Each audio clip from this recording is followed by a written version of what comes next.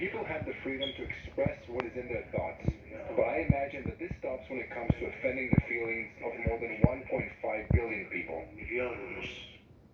Well, joining us for more is Dr. Marwa Maziad, non-resident scholar at the Defense and Security Program of the Middle East Institute in Washington and senior fellow at the Center for Israel Studies at American University in Washington, D.C., though she joins us now from Marsar, Matru, Egypt. Maziad, thank you for coming back. Now, earlier this year, you published an article with the title, Turkey's Dangerous New Exports, Pan-Islamist Neo-Ottoman Visions and Regional Instability.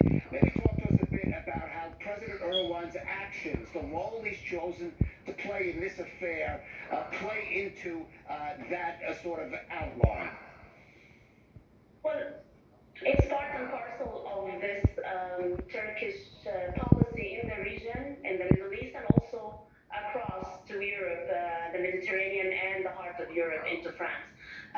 The pan-Islamist ideology that he is espousing and pushing manifests in something like that, where he's actually trying to have more of power or rallying power over the Muslims of France, the citizens of France, and he's actually resisted in that. The Muslim Council in France was basically saying all these calls for boycott against our national interests, French national interests, are against our own interests, and basically get off of that. So I think he's attempting to rally some of the Muslim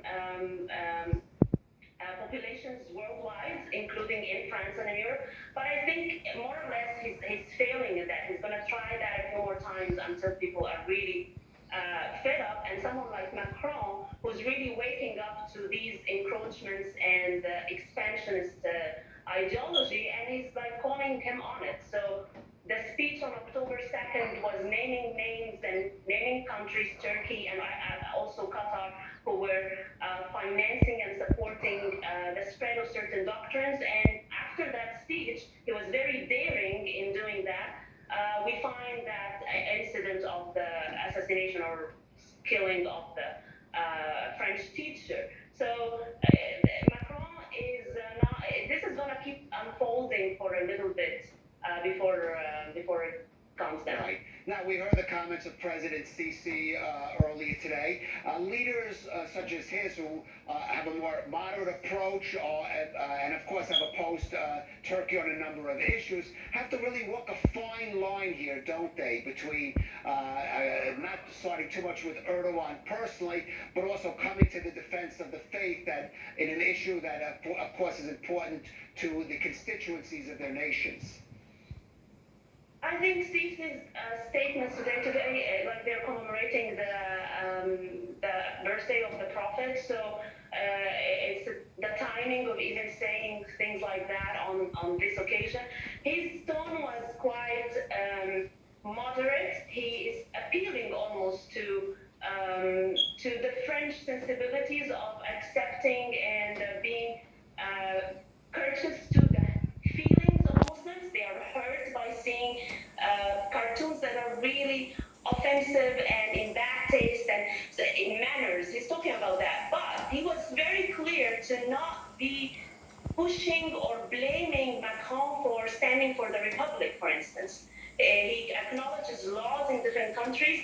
Minorities in different countries have to adjust to the laws of that country and actually assimilate in the culture of the chosen country they immigrated to. So there were a lot of embedded meaning in that speech, all while saying, well, these are ugly depictions of the Prophet, but not in a sense of that requires people to kill people over that. So I think it was quite balanced, I would say. From your perspective there in Egypt, Marwa, we talked about Emmanuel Macron. How much do you see this as a real turning point for a nation like France in dealing with radical Islam in its borders? Because we've seen what we thought many times before were similar turning points.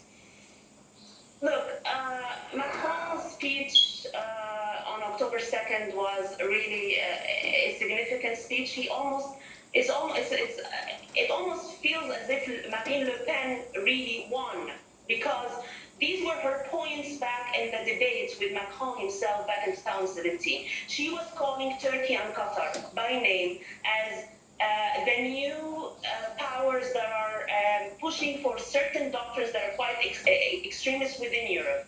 That used to be the role of Saudi Arabia and Salafism and Wahhabism in the 1990s. But Saudi Arabia itself quit this policy and shifted gears, and now it's aligned with Egypt, UAE, and Bahrain, and going elsewhere. In fact, they are standing up against these 10 Islamists, whether coming from Turkey or Iran.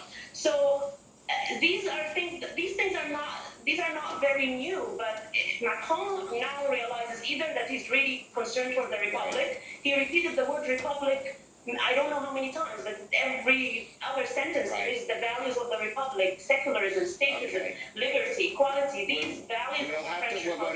We're going to have to leave it at that. Dr. Mara Almaziad, thank you for joining us again on I-24 News.